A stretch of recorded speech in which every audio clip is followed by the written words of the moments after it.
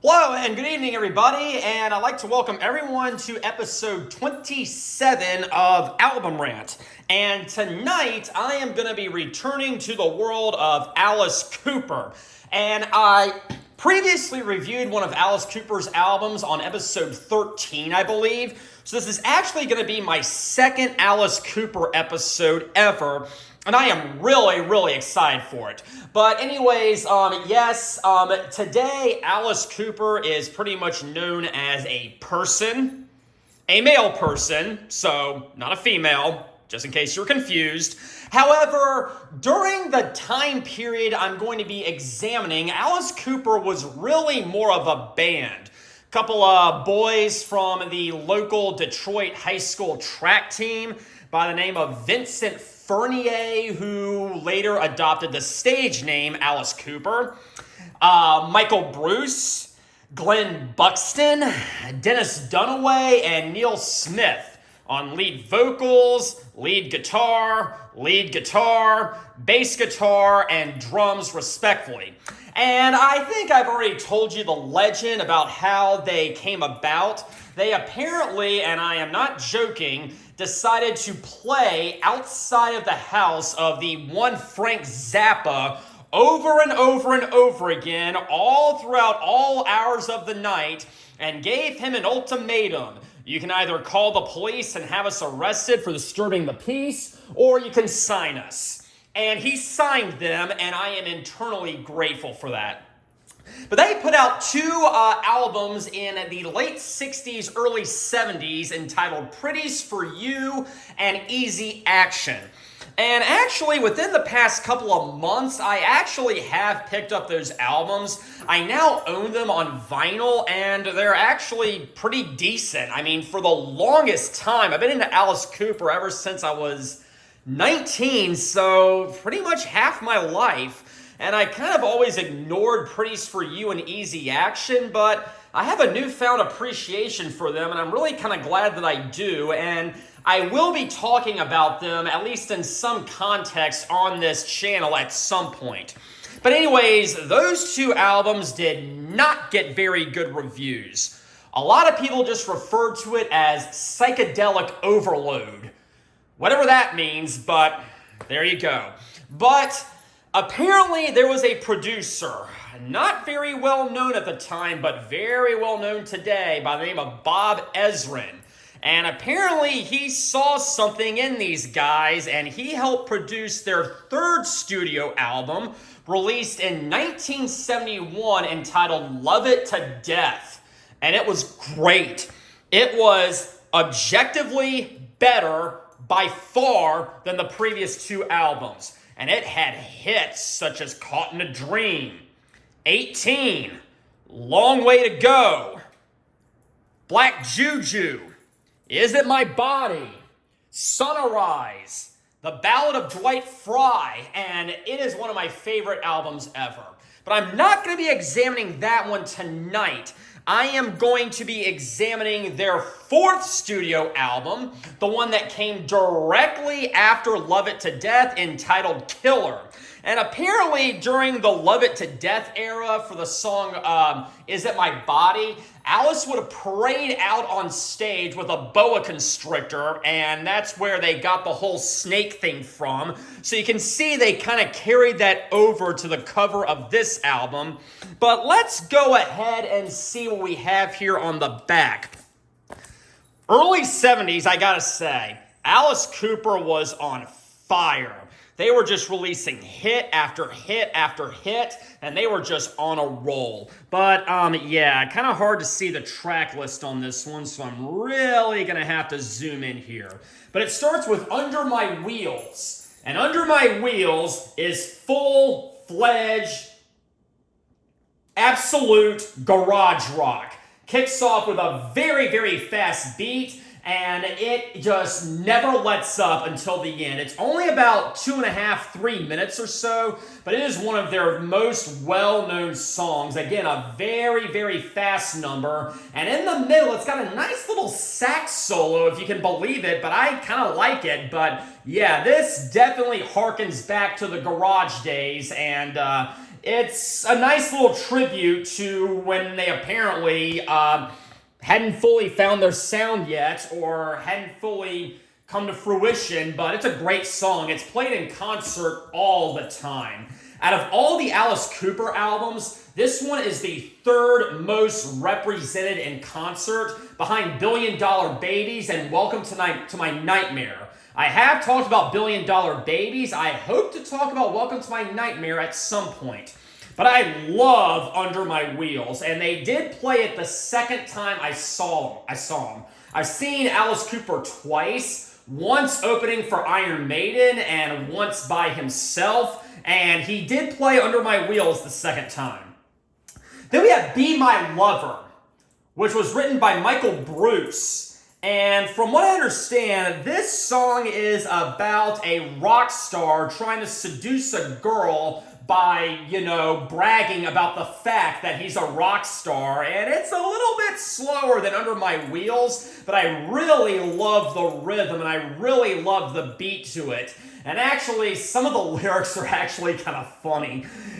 She asked me why the singer's name was Alice. I said, listen, baby, you really wouldn't understand. Yeah, it's a pretty funny lyric if you actually think about it. But, yeah, a little self-parody there.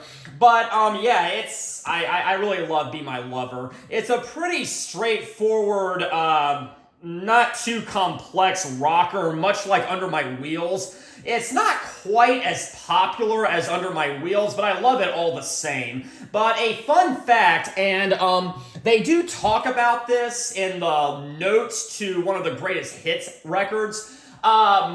Neal Smith apparently at the end dropped his drumsticks, and you can actually hear that in the take that ends up on the record. I guess they just decided that, it's actually pretty significant. Let's just leave it in there. I don't know what they were thinking, but I'm kind of glad that they did because it's pretty interesting. Sometimes you just have to laugh at your mistakes. Sometimes mistakes are actually, they actually work out for the best, so there you go. Then we come to Halo of Flies. And Halo of Flies is a lot different than the first two songs. And that is what I really love about Alice Cooper records. He doesn't do the same thing over and over and over again. Every song has its own distinct feel to it. Every song has its own distinct style to it. He may kind of tap into other genres, and that's okay. And I really respect him for that. But Halo of Flies is a little bit over 8 minutes, and it is definite prog rock. The first two were not prog rock. This definitely is. Kicks off with a nice little guitar solo by one of them, not sure. And then we have a nice little intro, and then everything starts kicking in, and it has a great rhythm to it. Apparently, this was Alice Cooper trying to do a King Crimson kind of number, and I gotta admit, I do not know much about King Crimson. I just never really got into him, but apparently they were trying to replicate his style, so there's that at least. Now, it kicks off with a nice little verse, and then it goes into kind of a different segment. This doesn't have the verse-chorus arrangements that you might be familiar with. This has many different segments and many different movements to it. But the second one is actually kind of interesting. Daggers and contacts and bright shiny limos. I've got a watch that turns into a lifeboat. Glimmering nightgowns, poisonous as cobras. Silence under the heel of my shoe.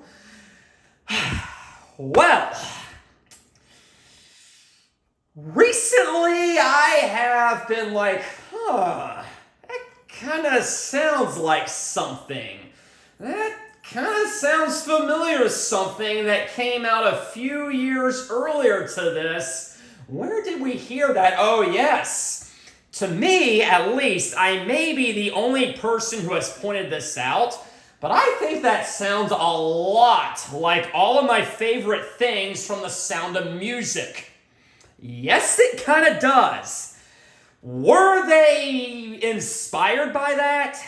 I don't know. I looked on Wikipedia, there was no mention of it, but I can say this. Alice Cooper did reference West Side Story on the follow-up album to Killer. That was also directed by Robert Wise, much like The Sound of Music. They were both musicals. And even some of Alice Cooper's later albums sound like a Broadway musical. So apparently he does actually have something for Broadway. You never would have thought that they would have borrowed from The Sound of Music, but as far as I can tell, it looks like they did, and I think that's pretty awesome. You would think that rock music and The Sound of Music might not be a very good combination, and I am going to admit that is a very, very risky combination, but I think it is pulled off very well here. And whether that was intended or not, I don't know, but I definitely see a connection, and I may be the first person to have pointed this out. I don't know, maybe I am, maybe I'm not, but I'm standing by it. Those two songs, All My Favorite Things and Hail of Flies, at least that segment, sound pretty similar, so wouldn't put it past them. Then we come to the side one closer, and it is Desperado, which apparently is some kind of a tribute to Jim Morrison, who had passed away recently around the time, apparently. Never really was too much into his music, so if you know more than I do, feel free to set me straight in the comments section, but yeah, it's a pretty good song. Starts out very slow, very melodic, and then it keeps picking up before going back to that very slow melodic segment. And I kind of dig it. I've heard some people say they really, really love Desperado, and I respect that, but I think my favorite from side one is going to be Halo of Flies. It's just too incredibly awesome. And Desperado, I may warm up to it one day, but at this present moment, I am going with Halo of Flies as my favorite song from side one. So that's it. Then we move to side number 2, and we have You Drive Me Nervous, Nervous, written by Alice Cooper, Michael Bruce, and Bob Ezrin. And this is more of the garage rock that we had on side 1 with the first couple of songs. And I mean, it is a good song, and I really do kind of dig it, but something about it, the hook doesn't really quite grab me the way that Under My Wheels did and Be My Lover did, but I still kind of dig it and everything. I mean, there's not a bad song on here. Let me get that straight right now. But You Drive Me Nervous is probably one of the weaker songs on here. Then we have Yeah, Yeah, Yeah, written by Alice Cooper and Michael Bruce. And starts out very slow. It starts out with just Alice singing. Then the band kicks in for a bit, and it's kind of got a bluesy little feel to it, and I still really like it. But again, along with You Drive Me Nervous, in the grand scheme of things, compared to the rest of this album, it is a little bit forgettable.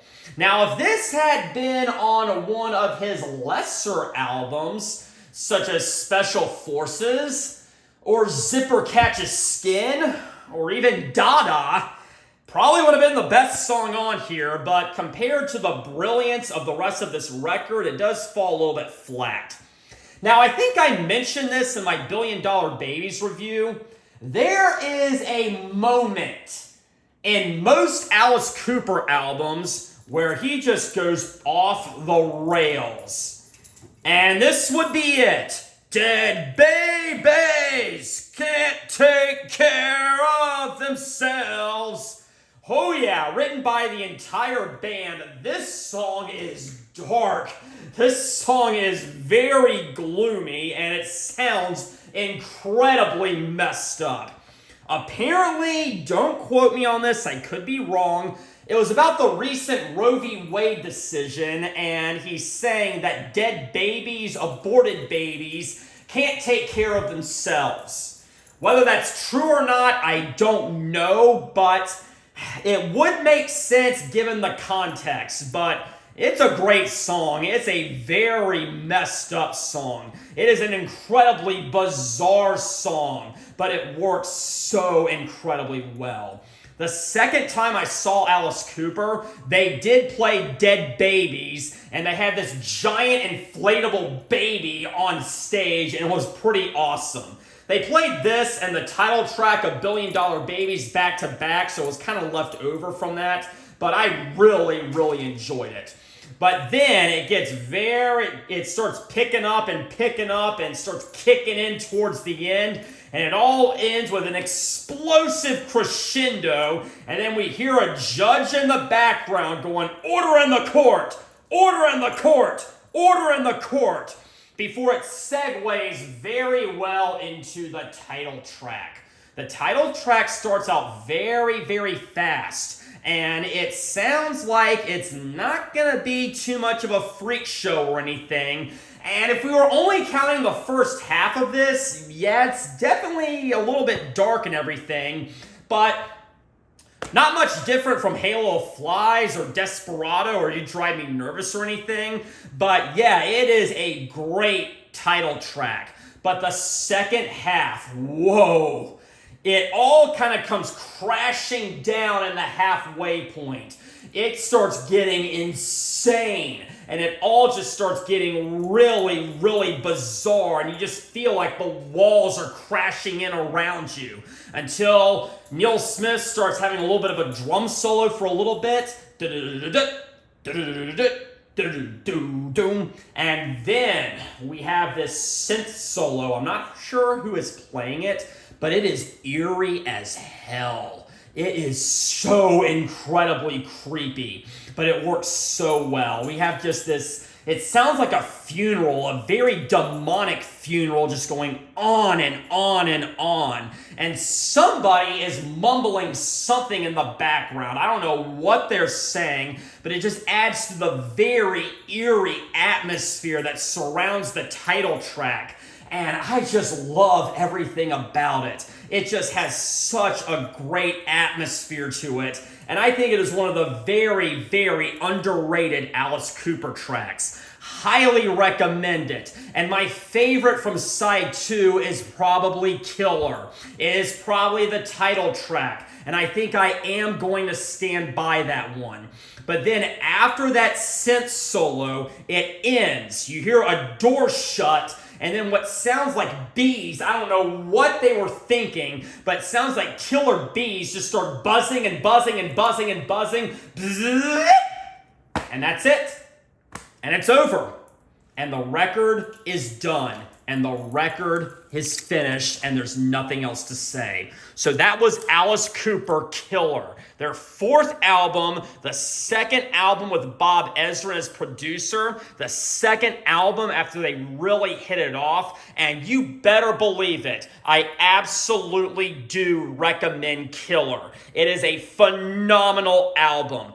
Easily one of the best Alice Cooper records, and I just can't get enough of this one. I bought this originally on CD back when I was 19 or 20-ish, I want to say. It was right in between my freshman and sophomore year of college, back in 2005, I want to say. And it really, really means a lot to me. And it got me through some very hard times. And so for that, I just really want to say, really recommend Killer. And I think you guys should definitely listen to it. Well, anyways, tonight we saw what one killer could do. But what can multiple killers do? We'll find out next week. But until then, have a very pleasant evening.